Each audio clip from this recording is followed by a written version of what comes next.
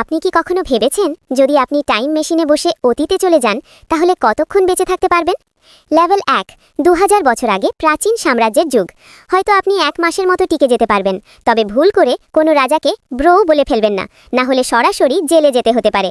তখন না ছিল ইন্টারনেট, না পিৎজা, আর বাথরুমের সুবিধাও একদম আধুনিকের মতো ছিল না। লেভেল 2, 20,000 বছর আগে বরফ যুগ। টিকে থাকার সময় প্রায় 2 দিন। চারদিকে উলি ম্যামাথ আর সেবার টুথ টাইগার ঘুরে বেড়াচ্ছে।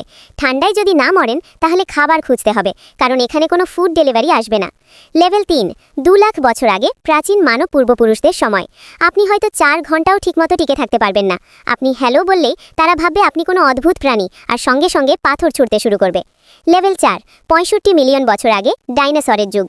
টিকে থাকার সময় মাত্র 15 সেকেন্ড। টাইম মেশিন থেকে বের হতেই একটি টি-রেক্স আপনাকে তার সন্ধ্যের নাস্তা বানিয়ে ফেলতে পারে। এখানে আপনি হিরো নন, বরং হাঁটতে থাকা একটি বার্গার। লেভেল 5, 3 বিলিয়ন বছর আগে পৃথিবীর প্রাথমিক সময়।